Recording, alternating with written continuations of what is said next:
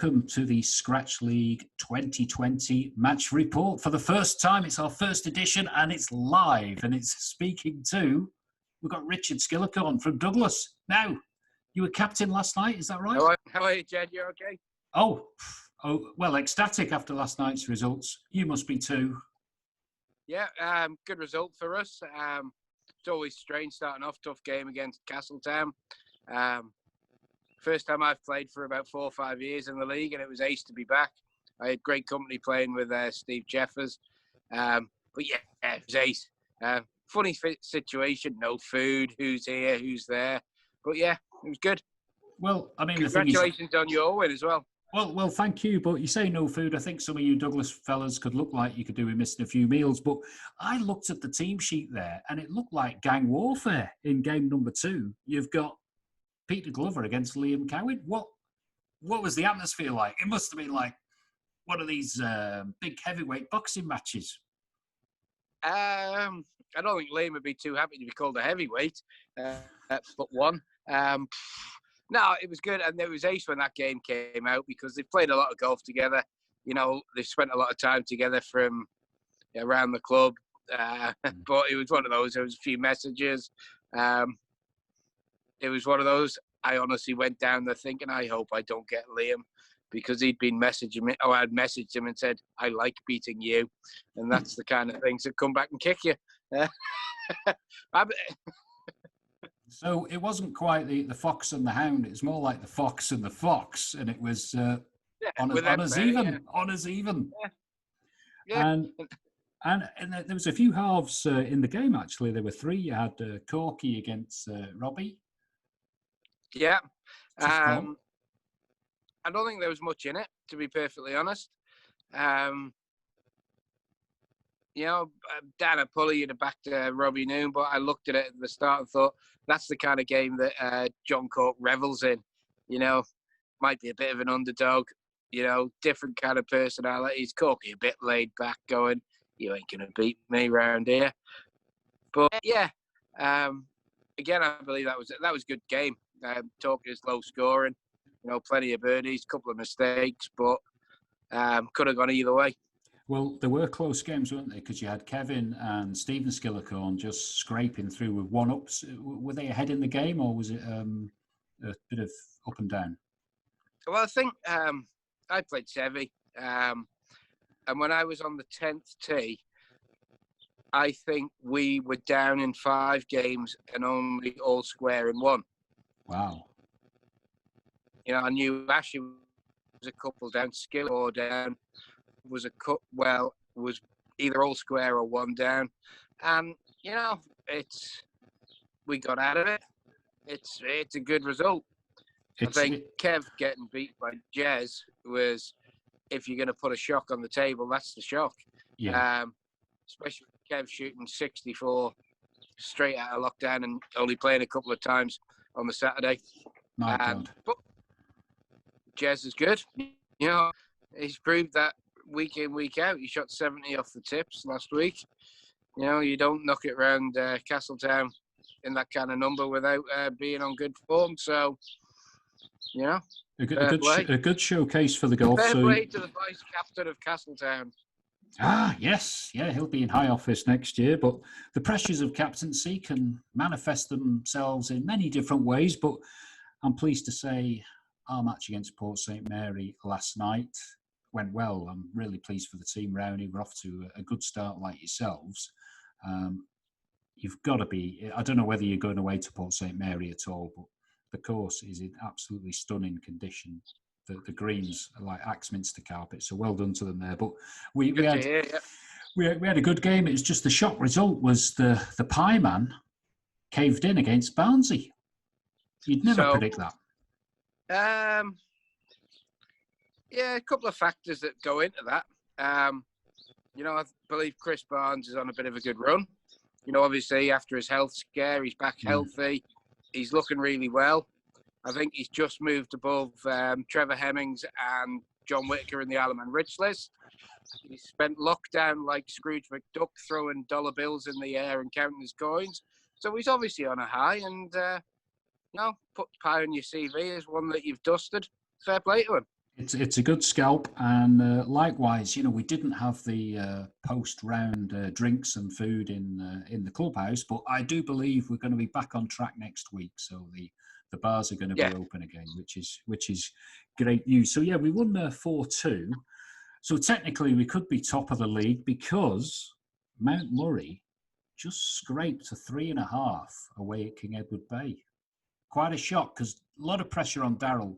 Can you tell me what's his formula for picking the team? I don't get it because he's able to leave out the island champion. I only know it secondhand from what I heard on your stuff the other night. I worked with Mark Harrison, who got a pick up at Mount Murray for the King Edward Bay game. It is, he said it the other night, they bat pretty deep. They put 6 out last night, but then you're leaving out Joe Rayside, you're leaving out Stuart Wallace, you're leaving out the island champion, and then you've got other guys around there, Wardy. Wardy, you'd always put Wardy in a team. One, for for comedy value, and 2, he's good. Precisely. And I think, from what I can gather, Daryl's maybe put his cards on the table and said, start of the season, I'll pick the best 6 over the weekend. Well, he had Charles Garside. Charles Garside and Matthew Nicholson on 5 and 6, and they struggled. So it could have bit him. It's quite a brave. It's a brave one to go on the weekend scores, isn't it? Over experience. But at the start of a season, it's a level playing field. If that's what he set out, that's what he set out, and fair play. And the Rock is a hard place to go. And even when we were winning the league year in, year out at Pulley, if you went to the Rock and got a win, whether that was 3.5, 2.5, or whichever format they were going on the scores, you came away from the Rock with a win. It was good. Well, so fair play. A good start to the season. It is good, and you had Donald Beggs there, so he was leading the way, and he's a man who is a very difficult player to get a point against. And of course, you had the father and son. Which Donald Beggs are you on about? Well, he's a student of Mr. John Tinsley, I'll have you, and it's totally transformed his game. So watch this space. He could be there in the championships in July. That's the one that'll kick me in the ass. We'll talk about that. But we did have father and son, John and Paul, reunited up the Rock, and Paul walks away with a point. Lovely stuff, eh? 2 ways to look at that. Yeah, absolutely fantastic. 2 good fellas. Obviously Macca, and then John is ace up there, president, former captain, all this, that, and the other. Do we look at it with a cynical hat on and go, possibly a bit of match fixing? Has McMullen Senior rolled over to give the boy a point? It's a tough one, isn't it? Generationally, Barry would always have said, "Yeah, you take it." We look at the Sutton thing. You look when Julian carried for Mark and played David in the last 16 of the championship with the famous quote, "We've got him here, Dave."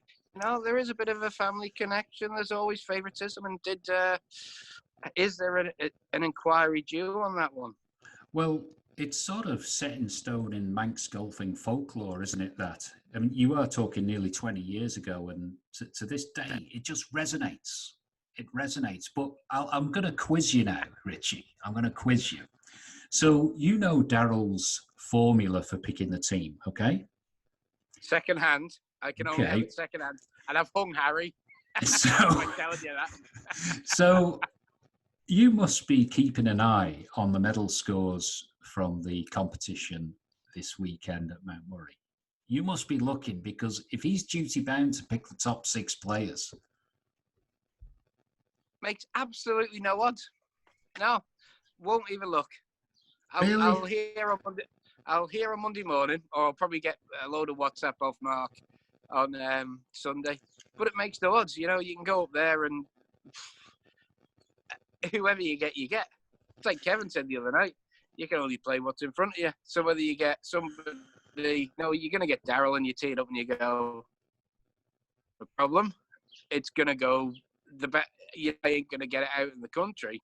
Or you said that, like, young Neko's a good player. He shot 72, 73 or something over the weekend. And you don't do that round Santon if you can't play. So Absolutely. it's one of those, we've played enough, Jed, to know you go on Monday night and sometimes you get the draw and you go, I'm getting hot food. Or you look at the draw and you think, I'm getting hot food because I'm getting my ass kicked. And well, it's quite a dilemma for Daryl there. So to leave Jamie on the bench could be for another week. We'll see. But what a talking point. And of course, you are going to be a master stroke. He might have he may have inspired the new signing. Well, we'll see, because you're there on Monday. Yeah. Castletown, I think, have got a comfortable fixture at home to Peel. I'm not being cruel to the Westerners, but I think that could be a 5 or a 6. I don't know. It's sad that, well, it's not sad. People make their own decisions. People go move clubs and whatever. That Muff's gone up to Mount Murray. But if Mark plays, that's good. Bella's a massively underrated golfer. Yeah. And I mean, seriously underrated. He's point something or other. He rocked it around Peel in 66 bogey weekend on tips, and he's qualified 2, 3, 4 times, and doesn't sometimes seem to enter a conversation. Well, I had that conversation 7, 8 years ago, and his interest is full. It's like the same that most appeal. He's captain of Peel football team. That's actually a status symbol in the. I'm loath to call it a city; it's a village. He's a legend. But yeah, and that's his focus. Yeah, and then obviously he will. I think Danny's one of those. He'll drift a little bit more into the golf when the football eases off. He's getting over that age. But his golf is good. He's around golf, and the fact that obviously keep it down there, and his interest is high, and he's another one. You wouldn't, you'd roll eyes if you got him down there. You go, I might have him round Pulley, but Peel, it's all down to the putting, isn't it, on there? Yeah. Peel is the putting. And finally, we've got the Rowney. We're at home to King Edward Bay, so I'll probably get my annual match against John Mack, which I got a hole in one with him last year on the 2nd, which was lovely. I'm going to stop you there, and this is the reason that Kevin Moore every year when he has a hole in one, because he does every year. He seems to just rock one out every year. He Facebooks, he Instagrams, and he tags me in it and mocked me, because at 47 years of age, having been a member of Pulley for 37 years, a Category 1 golfer to 26 years, I've never had a hole in one. Crikey. Wow. Gosh. I mean, some of the crappiest golfers in the world have had hole in ones, haven't they? Oh, and I've seen them. You must have done. I think Dad had 4. I'm not saying Dad's crap, but but I've seen people like top 7 woods off the 8th at Pulley. Yeah. And skip up and wallop the flag and go in. I've pitched it in the hole on 17, got down there, and it's actually hopped out of the back of the hole. I've hit flags that are at Pulley at the time were literally electric to it, and it's not gone in. But no, never had one. Oh gosh, well I think the master is Mel Todd, isn't it? He's had 187 of them, I think. Something like. Well, I was with him. When he in the Race Ale Championship, which is 95. I played with Mel, and he had, I think, his 10th hole in one, so he's doubled that amount. And he was just so matter of fact when it went in the hole. I've had loads of them. Doesn't matter, but it's me arguing with Kel. Obviously, my great mate. On the same night, my two best mates, my two mates, Andy Taylor and Ian Kelly, playing scratch league for Pulley up at the Rock. They both had holes in one on the same hole. You joke? And like Ian was out second, Andy was out third. It's the one that's now 12. Yeah. The Mike Bettridge hole that's been Yeah. lengthened and lengthened. Yeah, down the bottom there.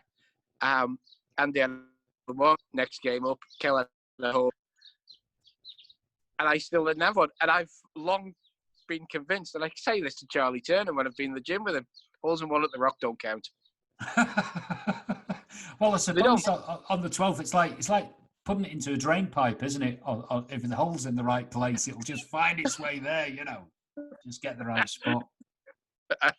Excellent. I've seen him. You know, the one who had the Moots Championship up at Mount Murray.